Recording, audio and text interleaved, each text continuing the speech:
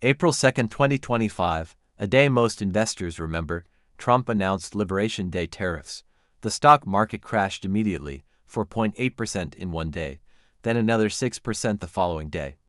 By April 8, the S&P 500 was down nearly 20% from its peak. $5.83 trillion evaporated in less than 2 weeks. Headlines were apocalyptic: recession, trade war, economic collapse. 80% of CEOs expected a downturn. Goldman Sachs raised recession odds. The Federal Reserve held rates steady. It was as close to maximum financial fear as modern markets have experienced. Then something remarkable happened. The market recovered, not slowly, but quickly. By May 13th, the S&P 500 had already turned positive for the year. By June 27th, it was at all-time highs. By December 2025, it gained 16% for the full year. Its third consecutive year of above-average returns. Investors who panicked and sold during peak fear locked in losses permanently. Those who bought during peak fear generated extraordinary returns. $10,000 invested in 3 specific stocks during the crash would have grown to $233,000 by April 2026. Some stocks rose over 350% in 12 months. Today is April 3, 2026, exactly 1 year after the worst day of that crash, when Nasdaq lost 1,600 points. And here we are again in an environment that looks remarkably similar. Markets are down. Oil is at $100. Recession odds are elevated. Global investors are rethinking their exposure to American assets for the first time in decades. In the next 13 minutes, I am going to show you exactly what the Liberation Day data teaches us, why the crowd keeps making the same mistake at the worst possible moment, what is different and what is the same about 2026, and the complete 7-step plan to make sure you are on the right side of whatever comes next. Section 1. Why the crowd was wrong at the most important moment. -1 to 3 minutes. Let me start with the most important question. Why did so many smart people make the wrong call during Liberation Day? The answer is not stupidity. The answer is psychology. Human brains are wired to extrapolate current conditions into the future. When things are falling, they feel like they will keep falling. When everything looks bad, the natural human conclusion is that things will get worse. This is not a flaw. It is a survival instinct. In the physical world, if a predator is chasing you, running makes sense. In financial markets, the opposite is often true. Markets are forward-looking. They price in expected future conditions, not current conditions. By the time Liberation Day fear peaked, markets had already priced in the worst-case scenario. The actual economic damage of the tariffs was bad but not catastrophic. And as companies adapted, found new suppliers, negotiated better terms, passed some costs to consumers, the gap between the market price and the economic reality closed rapidly. The market surged. Recession fears multiplied in the wake of the tariffs, but businesses and markets adapted. S&P 500 net margins remained solid at 12.3% in the second quarter of 2025. Just below the first quarter and above the 5-year average, the economy held steady, and the third quarter went on to be the 9th consecutive quarter of earnings growth. J.P. Morgan. The crowd was wrong because they extrapolated fear into the future while the market was already repricing based on adaptation and recovery. This pattern repeats itself with remarkable consistency across every major market event in history. Section 2. The $233,000 lesson to 3 to 5 minutes. Let me walk you through the specific numbers because they are extraordinary. The stocks listed among the best performers since Liberation Day all rose by more than 350% in just the past 12 months. Investing $10,000 in each of 3 of those beaten-down stocks right after the Liberation Day crash would have grown to around $233,000 by April 2026. The motley fool. Now, I am not here to recommend specific individual stocks. What I am here to show you is the principle. The principle is that panic selling during fear and buying during euphoria is the single most common and most expensive behavioral mistake that investors make.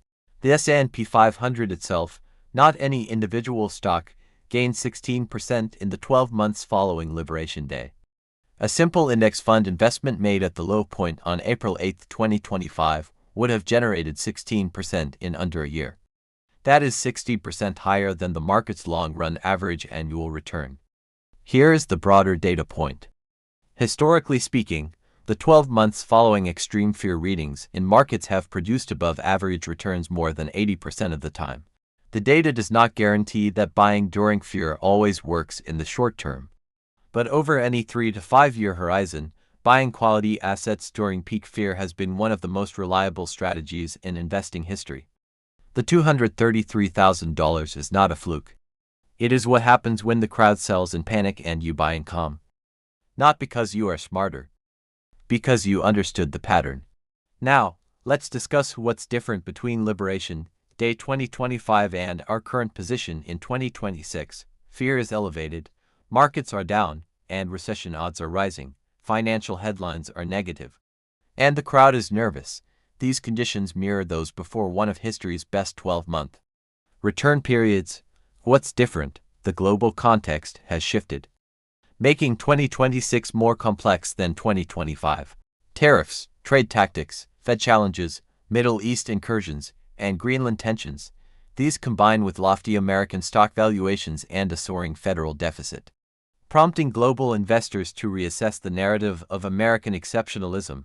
This means the recovery in 2026 may not be as fast or clean as 2025's Liberation Day recovery. Global capital systematically reducing exposure to U.S. assets doesn't reverse overnight. Dollar weakness creates its own economic complications. Ongoing tariff uncertainty suppresses business investment. So, 2026 is not a simple replay of 2025. Opportunities are real, but require more nuance. The correct response is not to panic. As 2025 data proves, panic is the wrong move. But it's also not to assume a V-shaped recovery is guaranteed on the same timeline.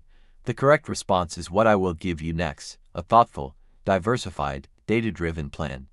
A plan that accounts for both the opportunity and the complexity. Here are the 7 steps. I've ranked them by urgency. If you only do one tonight, do step 1. Step 1. Do not sell anything in your long-term portfolio based on fear. This is the same lesson Liberation Day taught us and remains the most important move. Investors who held through the crash made extraordinary returns. Those who sold locked in permanent losses. The data is clear and consistent across many historical events. Do not sell in fear, period. Step 2. Keep investing on a regular schedule. Set up an automatic monthly investment into a broad index fund. Pick a date, pick an amount, even $50 per month. Let it run automatically without requiring any decision-making from you in the moment. This removes the emotional component entirely. You buy more shares when prices are low, and fewer when prices are high, automatically giving you a lower average cost over time. This is the most reliable wealth-building tool available to ordinary people. Step 3. Build your 6-month emergency fund. If you don't have 6 months of living expenses in a high-yield savings account, this is your priority before anything else.